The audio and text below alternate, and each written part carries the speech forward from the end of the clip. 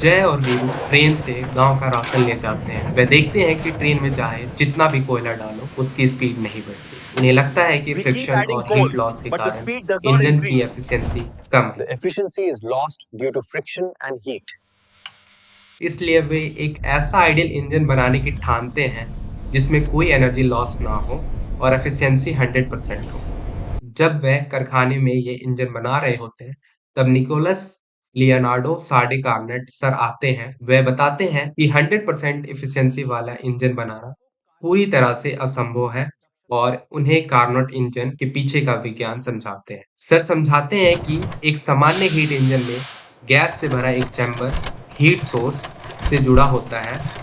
Heat के मिलने पर अंदर की गैस एक्सपैंड होती है, जिससे पिस्टन ऊपर जाता है और फ्लाई व्हील घूमकर मैकेनिकल वर्क करता है।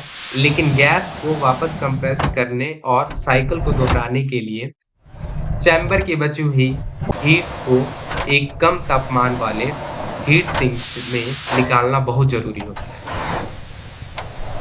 साडी कार्नेट Oh, नाम के वैज्ञानिक ने एक ऐसा ही इंजन की थ्योरी दी थी जिसमें हीट लॉस और फ्रिक्शन बिल्कुल शून्य हो। मैथमेटिकल फॉर्म में किसी भी इंजन की एफिशिएंसी हीट सोर्स और हीट सिंक के टेम्परेचर पर निर्भर करता है।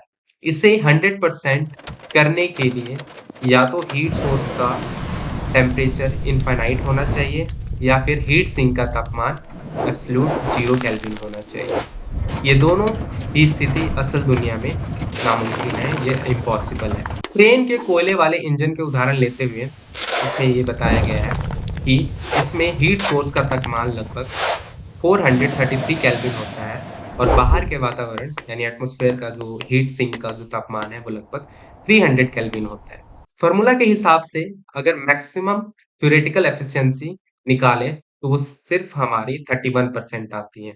जब इस 31% में एक रियल लाइफ के फ्रिक्शन और हीट लॉस को भी घटा दिया जाए तो एक असली ट्रेन का इंजन वर्किंग एफिशिएंसी मात्र 4 से 5% ही रह जाता है।